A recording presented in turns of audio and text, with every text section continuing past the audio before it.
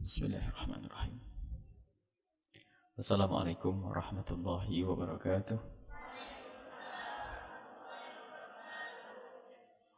Alhamdulillah. Nahmaduhu wa nasta'inuhu wa nastaghfiruh. Wa na'udzu billahi min syururi anfusina wa min sayyiati a'malina. Man yahdihillahu fala mudilla lahu wa man yudlil fala hadiya lahu. Wa asyhadu an la ilaha illallah wahdahu la syarika lahu. Wa asyhadu anna sayyidana Muhammadan abduhu wa rasuluh. Allahumma salli wa sallim ala habibina wa syafi'ina wa maulana sayyidina Muhammad wa ala alihi al-mutahharin wa ashabihi tayyibin wa tabi'ina lahum bi ihsanin ila yaumiddin. Allahumma ya rabbana nas'aluka ilman nafi'ah wa tahhir ya rabbana qulubana minan nifaq wa hassin furujana minal fawahish warzuqna ya rabbana tabata qabla al-maut wa syahadata 'inda al-maut wal jannata ba'dal maut. Amma ba'du. Kita lanjutkan belajar kita dengan Imam Ghazali rahimahullah ta'ala dengan kitab Ayyuhal Waladnya, yang kita sudah sampai kepada qala al-musannif rahimahullah ta'ala nafa'ana Allah bihi wa bi ulumihi wa bi ulumikum fid dharain amin ila anqal. Wa'lam, katailah wahai anakku, kata Imam Ghazali, katailah wahai anakku, annal lisanal mutliq, sesungguhnya lidah yang tak terjaga, enggak dikontrol,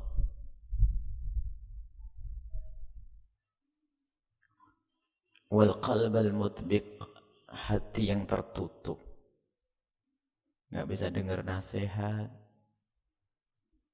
Ini sudah lengkap ini. Ngomong gak pernah kontrol, asal ngomong, sesaat gunjing, sesaat menfitnah.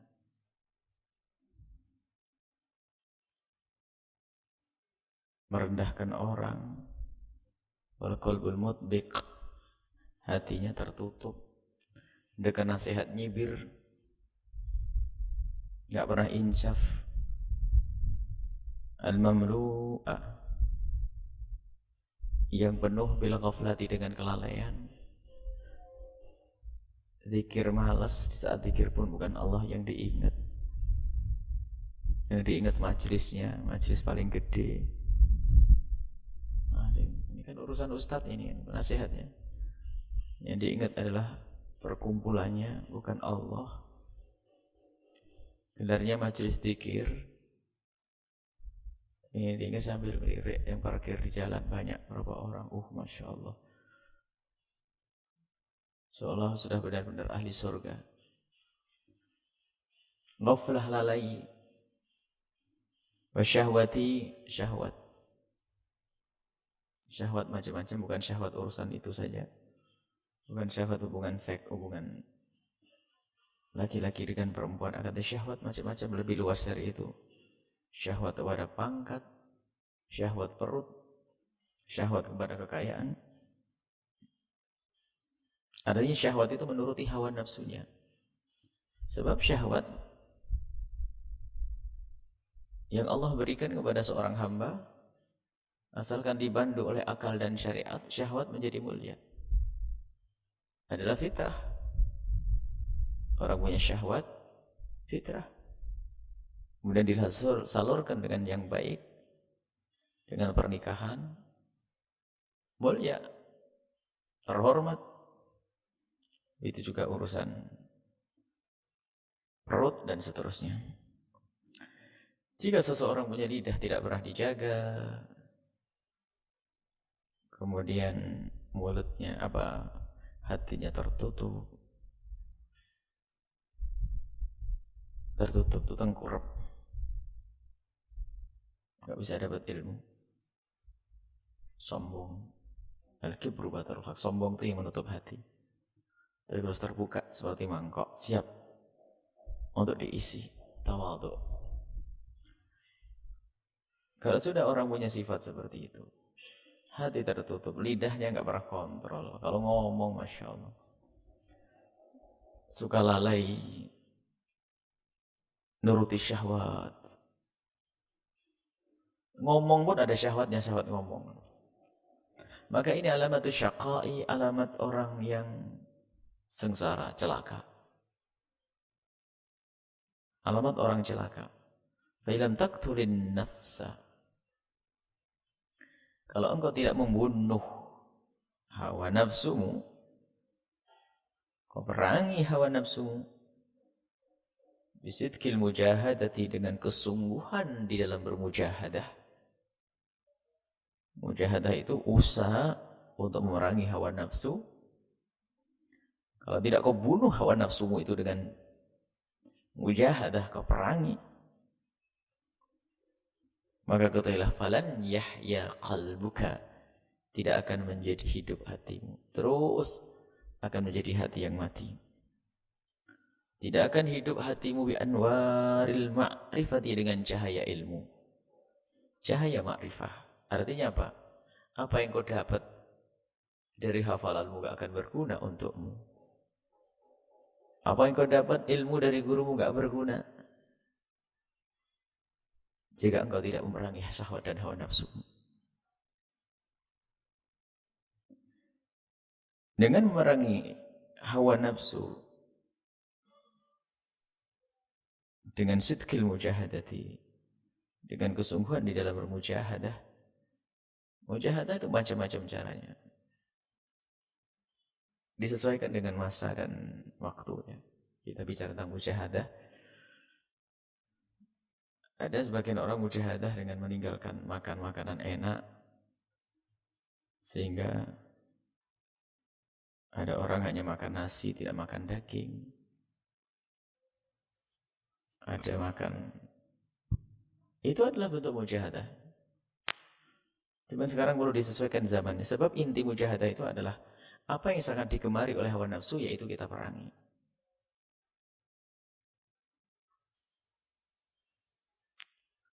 Kalau di luar masyarakat zaman sekarang, mujahadah bukan menghindari dari makan makanan yang enak. Sudah makan yang paling enak. Cukup tidak nonton sinetron saja sudah. Membatasi nonton TV, itu saja. Mujahadah. Makan enak tetap. Ini mujahadah itu sesuai dengan, kalau zaman sekarang mungkin ya ngurangi megang HP, itu mujahadah itu.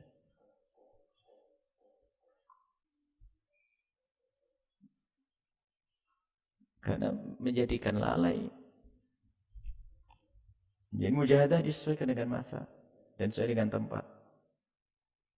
Dan mungkin mujahadah tidak urusan berpuasa, tapi cukup dengan ghaddul basar, karena kita hidup di lingkungan yang membuka aurat. Setiap hari puasa, Senin, Kamis, puasa Daud. Tapi setiap hari juga jelalatan matanya, sesaat perhatikan si ayam. Apa mujahadahnya? Di mana mujahadah? Mujahadah disesuaikan dengan apa sih yang paling menggoda hawa nafsunya? Mujahadah. Ghaddul basar, menjaga mata untuk tidak melihat yang diharamkan oleh Allah Subhanahu wa taala. Itu mujahadah. Nah, dengan bermujahadah itu bersinar hati nanti. Ilmu yang kita dapat akan menjadi cahaya hati kita. Tapi yang tidak pernah mujahadah enggak ada guna. Tetap saja hatinya gelap. Sehingga ilmu pun tidak bisa menerobos ke hati, tidak bisa terang hati tersebut. Baik, ayo kita mujahadah apa saat ini? Khususnya mata ini. Kalau kita hidup lingkungan orang yang suka menggunjing, mujahadah kita adalah menjaga telinga kita untuk tidak menggunjing. Sudah makan yang enak, sudahlah. Kita zaman-zaman seperti itu sudah. Tidak usah berpikir bagaimana aku akan puasa Senin Kamis terus-terusan. Boleh puasa, akan tapi ada yang lebih penting. Ternyata mujahadah dengan tarkil maksiyah lebih berat daripada mujahadah fi'lul khairat. Melakukan kebaikan enteng, tapi meninggalkan kemaksiatan adalah berat.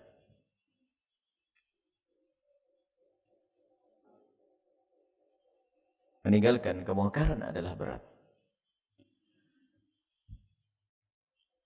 Kemudian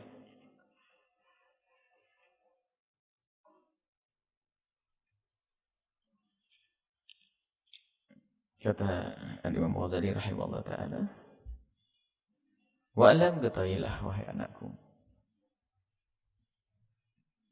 setelah kalian mujahadah, katanya, kau akan sampai kepada satu makom khudu', tunduk, sehingga engkau bisa membawa dirimu kepada segala bentuk kebaikan karena sudah kau tunduk dan hawa nafsumu.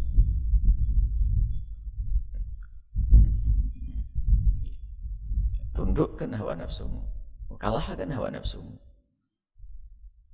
Dan itu maratib. Sebab nafsu dan hawa nafsu itu selalu mengajak kepada kemungkaran. Sehingga pertama yang dilakukan adalah bagaimana kita menjadikan nafsu lawamah. Lawamah artinya terus kita tuduh, kita curigai hawa nafsu kita itu kalau dia akan mengajak kepada kejelekan. Pada dasarnya nafsu diri kita mengajak kepada kebaikan, nafsu yang ada pada kita mengajak kepada kejelekan. Inna nafsa la'amaratun bisu', terus kita tuduh, kau ngapain ini? Bahkan kita harus tuduh hawa nafsu kita di saat mengajak kepada kebaikan. Hawa nafsu kadang mengajak kepada sholat, tapi sholat dengan hawa nafsu. Hawa nafsu ngajak sedekah, tapi sedekah dengan hawa nafsu. Ada sedekah dengan hawa nafsu, sehingga sedekah sendiri harus ada kepatuhan dengan syariat. Misalnya itu tadi, zakat tidak bayar tapi senang bersedekah. Sehingga kadang kami harus mengingatkan sebagian orang kaya banyak sedekah. Sudah hentikan, tidak usah sedekah ke pondok. Lebih baik duitnya untuk memberikan kerudung untuk pegawai-pegawaimu. Itu lebih tinggi pahalanya daripada sedekah. Sebab di saat engkau sedekah ke pondok, hukumnya sunnah. Tapi mengkerudungi karyawatimu adalah wajib. Lebih gede itu pahalanya. Biasanya ini gencar-gencar topik itu Buya angkat di bulan Ramadan seperti ini. Membiarkan pembantunya tidak pakai kerudung itu dosa. Lebih baik mengkerudungi pembantu, duitnya dikerahkan untuk mengkerudungi pembantunya. Itu memerangi hawa nafsu syahwat. Sehingga berbuat baik ada tuntutan syahwat. Sedekah tidak ikut petunjuk syariat, tapi petunjuk hawa nafsunya. Termasuk yang sering juga dia ingatkan, ada orang senang ngumrohkan orang, baik. Kata ada syubhat itu, ada hawa nafsu yang ikut-ikut. Kenapa susah bantu saudara yang fakir masuk rumah sakit, sementara dia ngumrohin orang bolak-balik? Hawa nafsu syahwat. Sementara hendaknya kita perhatikan orang dekat dengan kita dahulu. Hawa nafsu, ibadah pun hawa nafsu. Kalau sudah kemasukan hawa nafsu, dahsyat. Jadi hawa nafsu kadang mengajak kita untuk berbuat baik. Sudah tahu ibunya sakit di rumah, masih saja pergi ke masjid. Alasannya apa? Jamaah, keutamaan. Hawa nafsu. Luar biasa. Lawamah. Kalau sudah kita biasakan tuduh hawa nafsu kita, ngajak kepada kebaikanmu, kita cermati. Kenapa kok kamu senang ngaji di situ? Hah? Oh, rupanya ada dia ya. Awas ya, kau tidak boleh ngaji lagi. Kenapa kau semangat belajar dengan ini? Oh, rupanya ada ustadz itu ya. Kenapa kok saya rajin ngajar di tempat itu? Oh, rupanya ada dia. Hawa nafsu. Perangi saya tidak boleh. Setelah begitu baru mutmainnah. Tentram. Hawa nafsu itu enggak bergolak, nyantai. Hanya nafsu yang mutmainnah, tentram. Itu sebutnya, semuanya istilah ini ada di dalam Al-Quran. Hawa nafsunya itu tenang, tidak mudah bergolak. Karena apa? Dia sudah terbiasa menutup mata, tidak melihat. Bergolaknya syahwat bisa dibatasi, dia ingat pada Allah. Tentram. Kemudian sampai radiyah. Radiyah, rela dengan apa yang Allah berikan. Selamat dari macam-macam penyakit hati yang namanya tamak, rakus, dan segala macam. Radiyah. Sehingga dia tidak akan tamak dengan miliknya orang lain. Biarpun miliknya orang lain berkilauan, menggoda. Mulai dari istri, suami, harta, kendaraan, dan sebagainya. Dia puas dengan apa yang Allah berikan karena itu halal. Ridho hawa nafsunya. sudah tidak menjadi hawa nafsu yang berontak, sampai maradiyah, diridhoi oleh Allah Subhanahu wa taala, sehingga diseru sebagai ya ayyuhat Tuhan, ya ayyatuhan nafsul mutmainnah, irji'i ila rabbiki radiyatan mardiyah wadkhuli fi ibadi wadkhuli jannati. Itu memerangi hawa nafsu, ada maratib. Tapi dasarnya itu berat. Kalau sudah begitu, hawa nafsu yang tertata, hawa nafsu yang betul kita kendalikan, maka baru ilmu itu benar. Menuntut ilmu dengan hawa nafsu, ambisi ingin jadi orang paling hebat urusan fikihnya, paling hebat urusan hadisnya. Jika tidak kita barengi dengan mujahadah tadi, muncul menjadi seorang alim pendengki, pengen jadi orang paling hebat karena penuh dengan kesombongan di dalam hatinya. Dan seterusnya, tidak ada ujungnya. Ini nasihat Imam Ghazali bukan untuk santri kecil, tapi untuk muridnya yang ulama.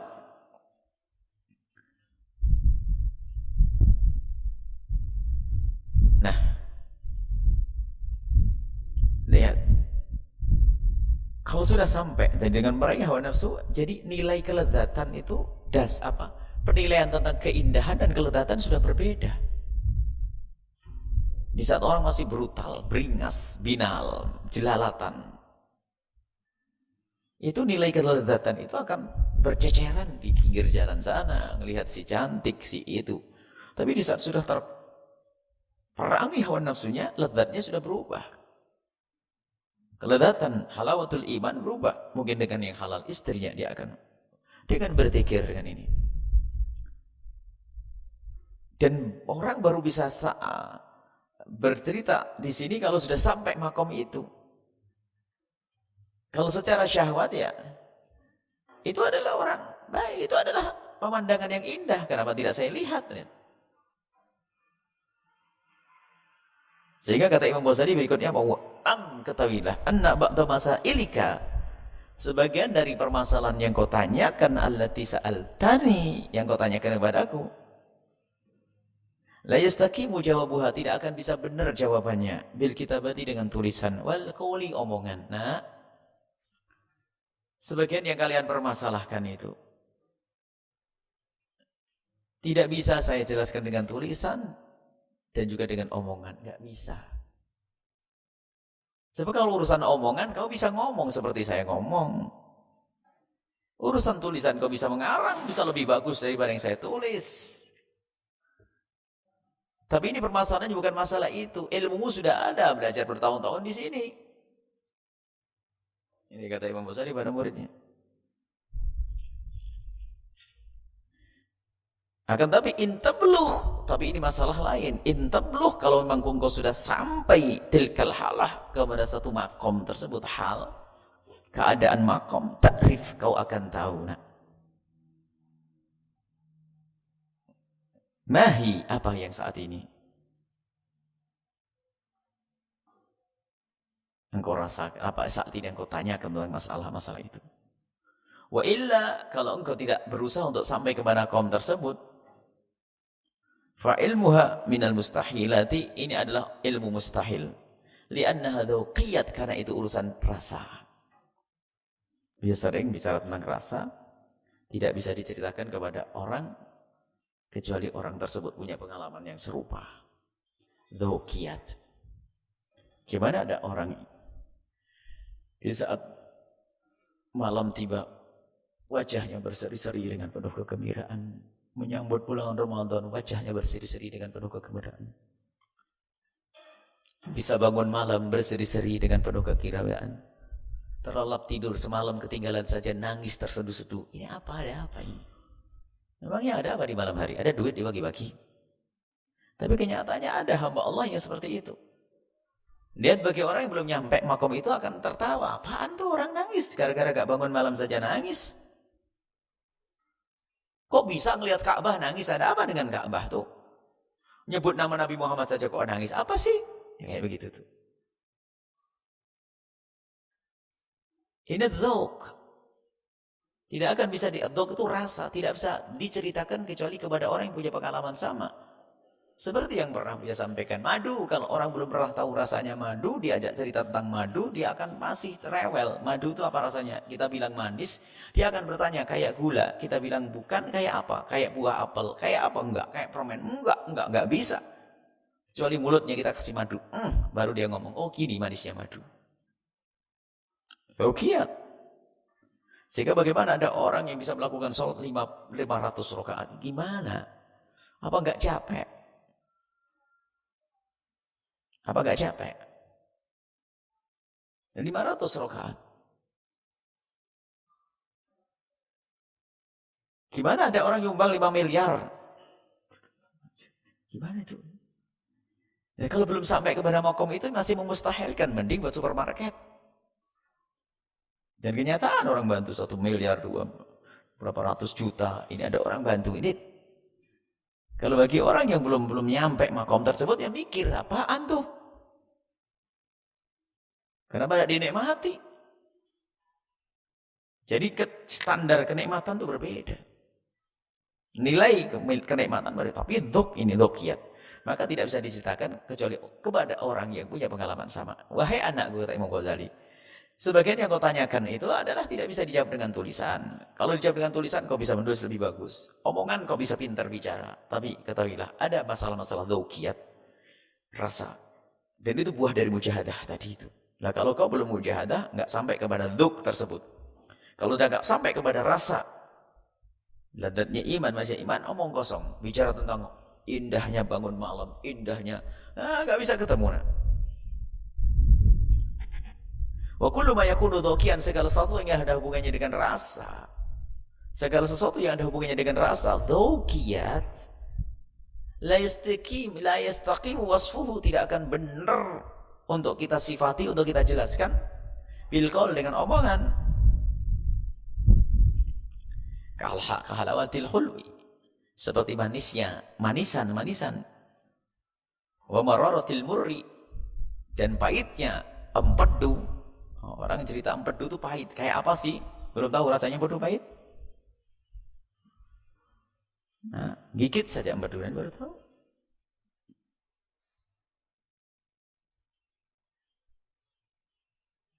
La tu'raf illa bidzauq, itu semua manis, pahit, tidak bisa diketahui kecuali dengan dzauq. Kalau diceritakan khayal. Empedu pahit, madu manis.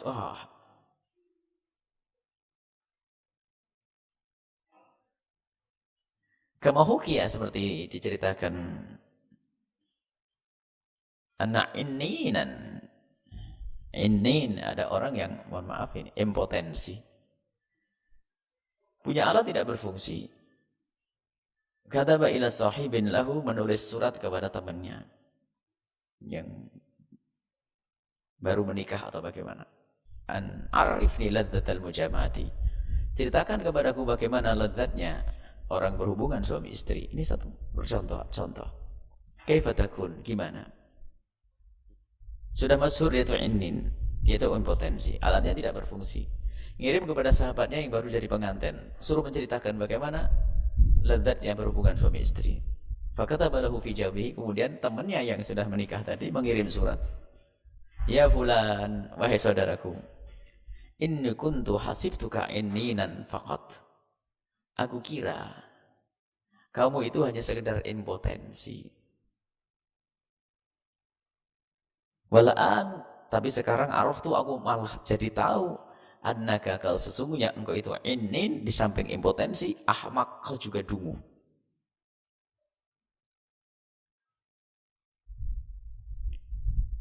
Nah ini.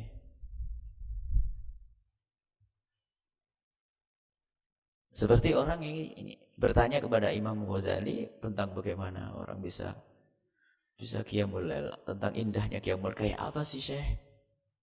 Indahnya bangun malam, indahnya beribadah, indahnya berjuang, indahnya ini.